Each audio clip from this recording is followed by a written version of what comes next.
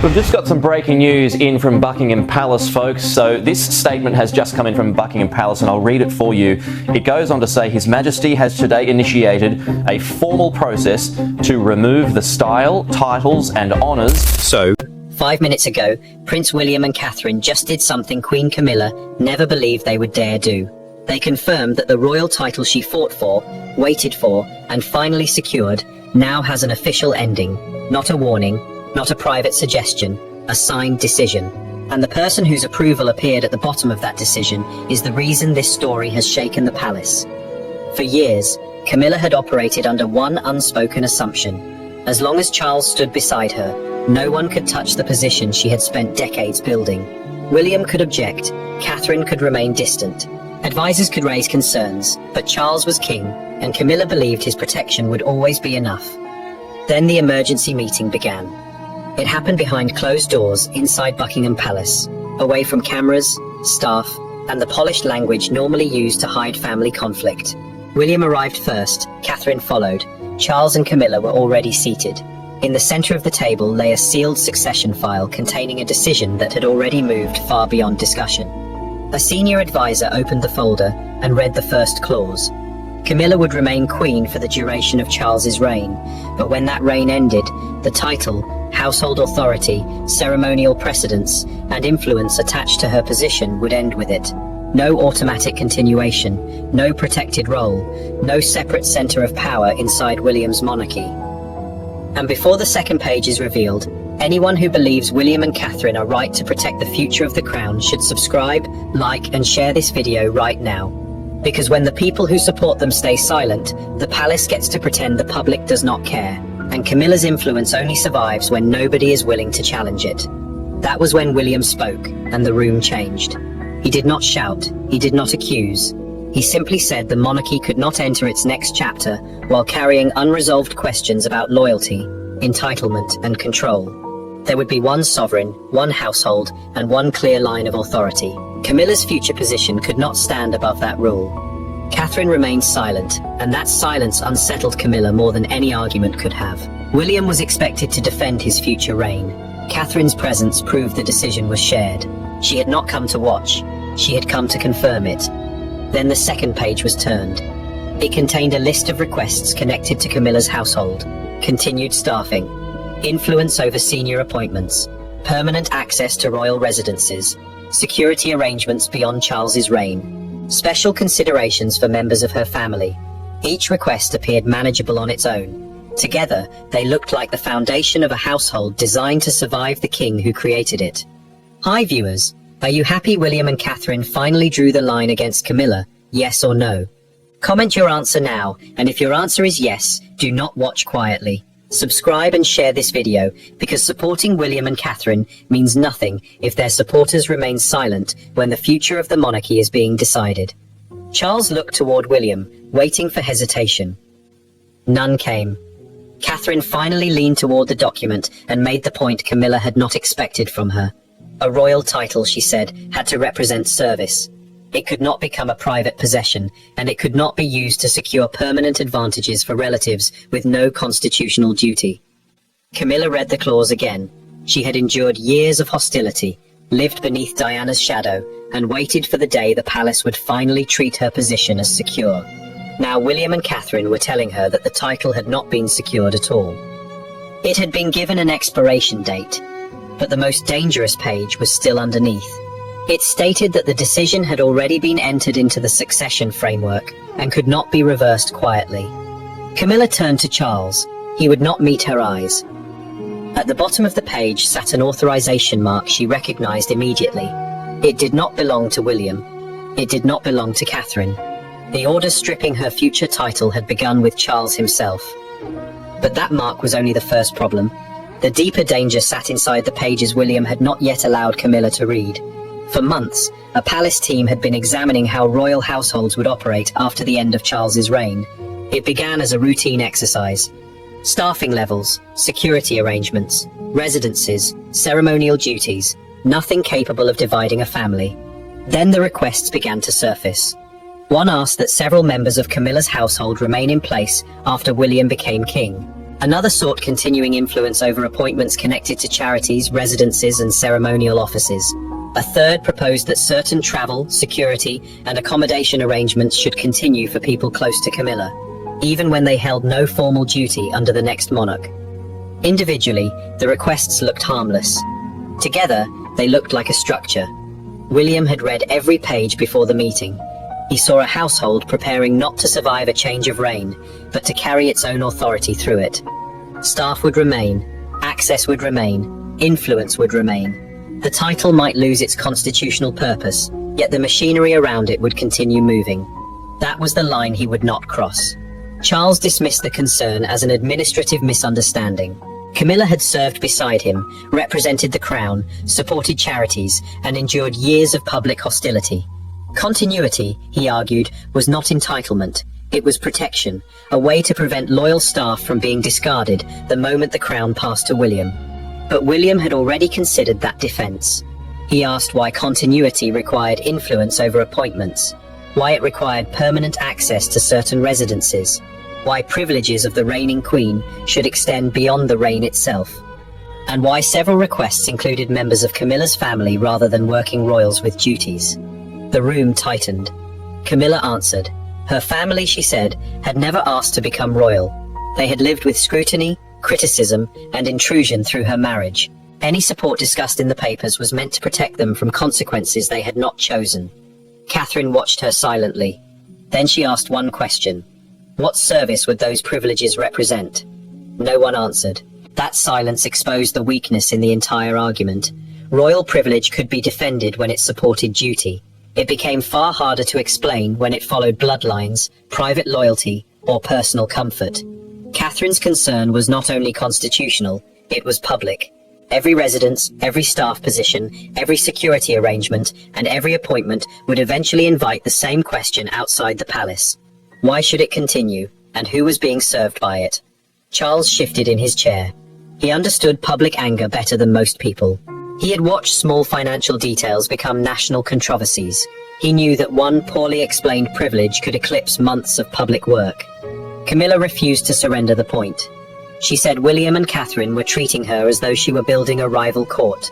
They were turning planning into evidence of ambition. The next reign, she insisted, could show respect to the present queen without weakening its own authority. William opened the dossier. He placed one page in front of her. At the top were 6 plain words. Continuation beyond the present sovereign. Nothing else in the room seemed to matter. That phrase had appeared repeatedly across the requests. It was not the language of temporary care. It was not the language of transition. It described something designed to outlast Charles and remain active under William. Camilla's expression changed briefly. She said the wording had come from officials. She had not drafted it. She had not approved every phrase. A household generated paperwork constantly, and not every line reached her desk. That answer created a new problem. If Camilla had not approved the requests, then someone inside her office had been planning far beyond her instructions. But if she had approved them, then she had entered the meeting knowing exactly what William had discovered. Either possibility was dangerous. The senior advisor turned to the record of warnings. Camilla's office had been told more than once that no title, household, staff structure, or privilege could automatically survive the end of the reigning monarch's authority. The warning had been delivered clearly. It had also been ignored. The requests continued. One arrived 3 weeks after the first warning. Another followed after a second meeting with constitutional advisors. The final request was submitted only days before William and Catherine were summoned to review the succession file. This was no longer a misunderstanding. Charles looked toward Camilla, waiting for an explanation she did not give. William remained still. Catherine reached for a thinner folder beneath the dossier, one marked with a date Camilla recognized immediately. She had believed that meeting was private. She had also believed no written record existed. Catherine opened the second appendix and slid the first page across the table. It was not a letter, it was a transcript. The document recorded a private discussion held months earlier between Camilla's household and palace advisors. One exchange stood out. An official had warned that no authority attached to the reigning queen could pass automatically into the next reign. The response from Camilla's side had been simple. Find another route. Camilla read the line twice. Then she looked at Catherine. For the first time that evening, the tension became personal. Camilla asked whether Catherine understood what she was supporting. Every word carried years of frustration. Catherine had entered royal life loved by the public, protected by William, and welcomed as the monarchy's future. Camilla's path had been different. She had lived through rejection, and the belief that she would never be accepted beside Charles. She had waited decades for the title. Now Catherine was helping place an ending beneath it. Catherine closed the appendix and placed both hands on the table. Her answer was calm. She said sacrifice could explain why a title mattered deeply. It could not decide how that title should operate after its constitutional purpose had ended. That distinction changed the room. Camilla had been speaking about survival. Catherine was speaking about limits. She acknowledged the years Camilla had spent under public pressure. She acknowledged that Charles had chosen her, defended her, and built a place for her within his reign. None of that was being erased. But the next reign could not be governed by debts created in the last one. A title was not compensation. It was service. And service ended when the role ended. Camilla's eyes narrowed. She asked whether Catherine expected to surrender everything as easily when her own time came. The question was meant to expose hypocrisy. Catherine answered without hesitation. If her duties ended, then the authority attached to them should end as well. No household should survive simply because its former head found comfort in power. William looked toward her. He had known her position. Hearing it plainly gave the decision a moral force legal wording could not provide.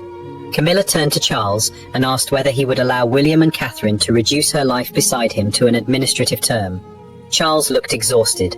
He said no one was reducing her life. The discussion concerned what followed his reign. That answer wounded her more than opposition would have. Charles had accepted the distinction. Camilla pushed the appendix back.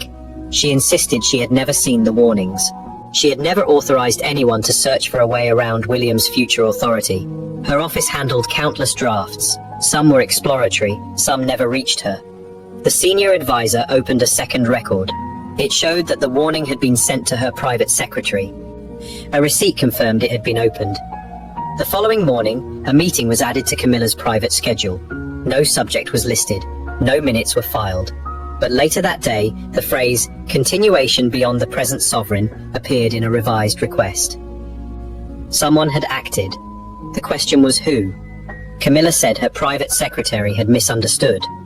William asked whether that misunderstanding also explained the requests involving residences, staffing, and family access. She replied that officials often prepared broad options before narrowing them. Catherine listened. Then she asked why every option expanded Camilla's future position, and none reduced it. Again, there was no answer. Charles stepped in. He asked whether the process could be paused while Camilla's office conducted its own review. A pause, he argued, would separate her intentions from the actions of staff. William shook his head. The time for internal review had passed. Camilla's household had received warnings. It had continued submitting requests. The succession team responded. Delaying now would leave the next reign exposed to a dispute everyone could already see coming. Charles asked the question he had avoided. Was this punishment? William's answer came immediately. Number. It was protection. Not protection from Camilla as a person, but from uncertainty. From competing instructions. From staff claiming old authority. From relatives expecting privileges. From a future court forced to spend its first months arguing over promises made under a previous sovereign. Catherine reopened the appendix and turned to its final page. There, beneath the warnings, sat the legal basis for the decision. The clause had not been written by William, it had not been created by Catherine. It came from a reform approved months earlier, designed to ensure that royal titles, households, residences, and public support remained tied to active duty. Charles had signed it himself. He leaned forward. The room suddenly went still. Catherine placed one finger beneath the signature and explained what no one had said aloud. William was not using a new rule to remove Camilla's future authority. He was using Charles's own rule. And if Charles tried to exempt his wife now, he would have to admit that the reform applied to everyone except the woman beside him. Camilla turned slowly toward the king. This time, he could not look away. Charles stared at the signature as though it belonged to someone else. Months earlier, the reform had looked simple. Streamline the monarchy. Reduce duplication. Tie public support to active duty. Prevent future households from growing beyond necessity. It had been presented as a clean answer to years of criticism about cost, privilege, and unclear responsibility. Now the same document had turned inward. The senior advisor explained the consequence carefully. Once Charles's reign ended, Camilla would no longer serve as consort to the sovereign. Her ceremonial work could be honored. Her personal dignity could be protected. But the authority attached to the reigning queen could not continue by default. Under the reform, duty ended first. Privilege followed. Charles asked whether an exception could be written. The answer came quietly. Yes, but not without consequences. An exception for Camilla would have to be recorded, justified, and defended. It would show that the rule applied to every household except the king's own. It would reopen every decision already made under the reform. Residences, staff, funding, security, titles. Nothing would remain settled. And if viewers believe William and Catherine are right to stop one household from standing above the rules, this is the moment to prove it. Like the video, subscribe, and share it now. Support means little when it stays silent, especially when those defending the future of the crown are being asked to carry the full cost alone. Camilla heard the logic and rejected it. She said the palace was hiding a personal decision inside constitutional language. No rule had forced William to act now. No crisis required Catherine to sit beside him. They had chosen the timing because they wanted the matter settled before Charles could protect her. William did not answer immediately. He opened another section of the file. The reform had already been added to the succession planning record. Copies had been circulated to the legal office, the private secretaries, and the advisors responsible for the next reign. It was no longer a private promise between Charles and his staff. It had become part of the machinery that would guide the transfer of authority.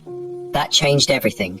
Charles could amend the policy during his reign, but any alteration designed solely to preserve Camilla's position would be visible. It could not be buried.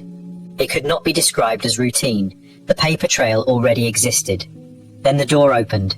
Princess Anne entered without ceremony. She had been asked to review the reform because of her experience with royal households and long service under 2 reigns. She knew the arguments before stepping into the room. She also knew exactly where the weakness lay. Anne did not look at Camilla first. She looked at Charles. She reminded him that reform only carried weight when the person who created it accepted its limits.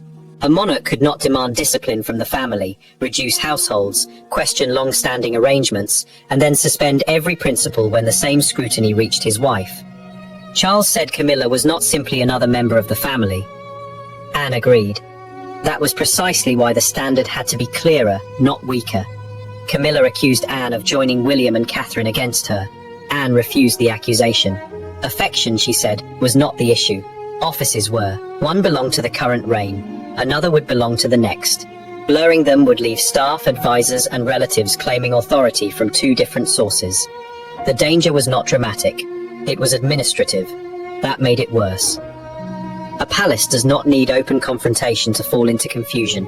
It needs one disputed instruction, one appointment challenged by another office, one relative promised access that the next sovereign refuses to recognize, one old household insisting that a previous arrangement still stands. William understood that risk. So did Catherine. She pointed to the section dealing with precedents. If Camilla retained the practical standing of queen after Charles's reign, where would that place the next queen? Who would speak first at official events? Whose household would direct staff? Which office would receive foreign guests? Even a ceremonial ambiguity could become a public fracture. Camilla said Catherine was protecting her own future position. Catherine did not deny it. She said the next reign required clarity, not rivalry. Protecting that clarity was part of her duty, just as supporting Charles had been part of Camilla's. The legal advisor then delivered the conclusion no one could soften. The framework was valid. The succession record was complete. The removal of Camilla's automatic future authority had already taken effect as policy. Charles could challenge it. He could request a new review. He could even attempt to replace the framework. But he could not make the existing record disappear, and he could not erase the reasons it had been created. Camilla pushed the folder away. She demanded that Charles withdraw the decision before anyone outside the room learned of it. William finally met her eyes. Charles could object. He could delay. but he no longer had the power to erase it quietly. The decision had already entered the future they were preparing for. Camilla did not look at Charles again. She looked at William. For the first time that evening, the question between them was stripped of advisors, documents, and constitutional language. It became direct, personal, painfully simple. Was he truly prepared to remove her? William answered without changing his expression. The decision was not about what he wanted for Camilla. It was about what the next reign could safely carry. The succession framework had already been approved. The line had been drawn. His responsibility was to confirm it, not pretend it did not exist. Camilla turned to Catherine, and Catherine confirmed it. No hesitation, no softened phrase. She said the future court could not begin beneath a shadow of divided authority. Camilla would be treated with dignity. She would be respected for the role she had served beside Charles, but the power attached to the title of Queen would end when that service ended. There it was, the moment no one in the room could undo. Charles rose from his chair and moved toward the window. He had spent years defending Camilla against public hostility, against private resistance, against the memory of everything that came before her. Now the greatest threat to her position was not coming from outside the palace. It was coming from the next king. Charles proposed a compromise. Camilla could keep the ceremonial style after his reign. The staff would be reduced, not removed. Her household would continue in a smaller form. She would lose administrative authority, but retain the visible dignity of queen. For a moment, the room seemed to loosen. Then William refused. Not because he wanted to humiliate her, but because vague titles created real power. Staff followed names. Officials deferred to rank. Relatives built expectations around access. A ceremonial style could become an unofficial office within weeks, especially if people around Camilla continued behaving as though nothing had changed. Catherine offered a narrower path. Camilla could receive private respect, security appropriate to her position, and a residence arrangement protected from disruption. But none of it would carry automatic authority over the next household. No appointments, no instructions to senior staff, no influence presented as constitutional right. Camilla heard only one word beneath it all: reduced. She had not waited through decades of criticism to become a private widow politely placed at the edge of William's court. She had not endured the slow climb from outsider to queen, merely to be told that the title would vanish the moment Charles did. The press secretary entered with a draft statement. It contained no mention of removal, no mention of William and Catherine, no mention of the dispute. The language described the decision as a constitutional clarification concerning household arrangements in a future reign. Camilla almost laughed. The words were so careful they barely seemed to mean anything. William read the statement and set it aside. Public language could remain restrained, he said, but the internal record had to be exact. The title's authority would end at the transition of reign. Any future style would depend on written approval from the next sovereign. No separate queen's household would survive automatically. No family privilege would transfer with it. The private secretary wrote every word. Then came the question of signatures. Charles asked where he was expected to sign. The legal advisor replied that no further signature was required. The framework had already been approved under authority Charles granted months earlier. The Palace Council had completed its review. The succession file had been entered. William and Catherine were not presenting a proposal. They were confirming how the existing order would apply. Camilla went still. Everything she had believed about the meeting changed in that instant. She had thought Charles could rescue her with one instruction. She had believed the king remained the final barrier between her and the future William intended to build. But Charles had already surrendered that power. Not knowingly, perhaps. Not willingly, perhaps. Yet the result was the same. The final page was placed before Camilla. Near the bottom sat a set of initials beside the original authorization for the reform. She recognized the handwriting immediately. Charles. Her eyes moved from the page to the man standing near the window. He looked older under the pale light, less like a monarch controlling the room, and more like a husband who had reached the edge of an answer he did not want to give. Camilla touched the initials with one finger. The room waited. William said nothing.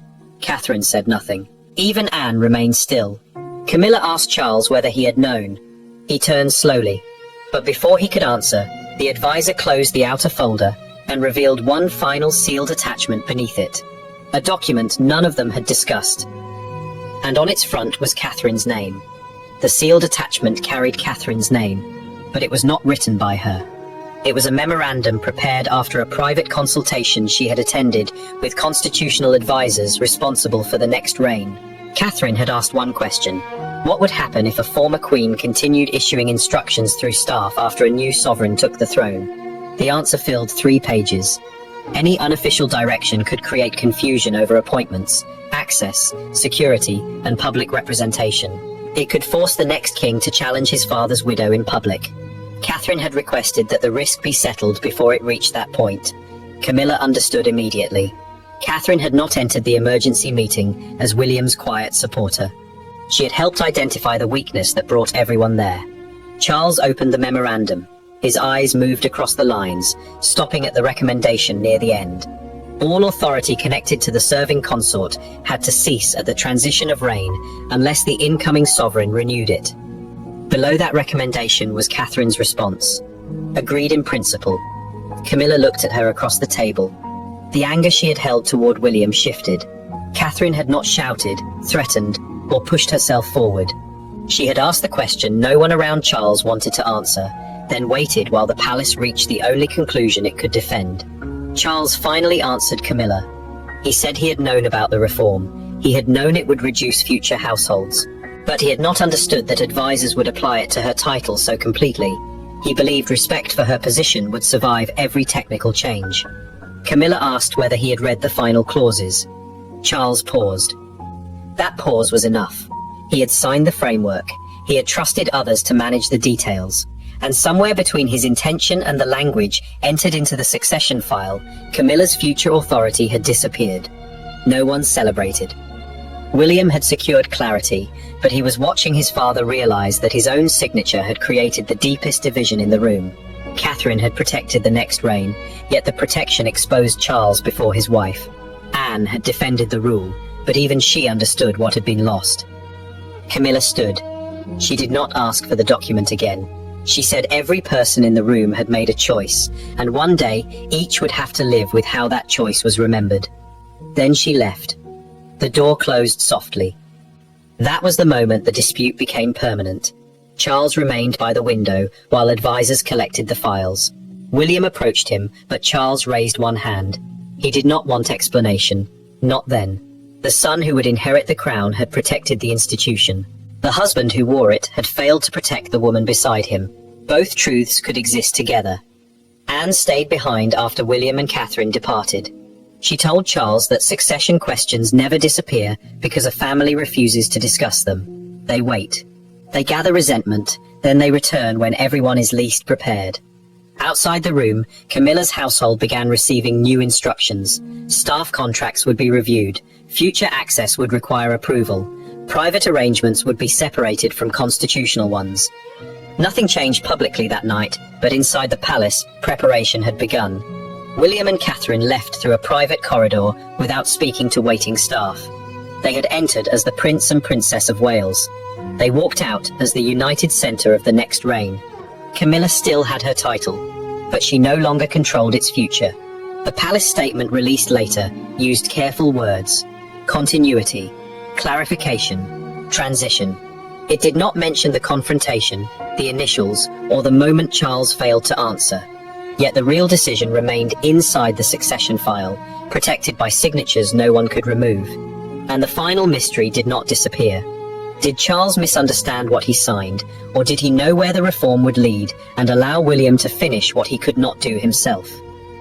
Those who believe William and Catherine were right to draw the line should subscribe, like, and share this story now. Staying silent only allows the palace to replace a decisive moment with language designed to make everyone forget. But the next revelation may be even more serious. Another document was removed from Camilla's office that same night, and it contained a handwritten list of 3 royal appointments, 1 private residence, and the name of the family member Camilla wanted protected first. That name changes everything.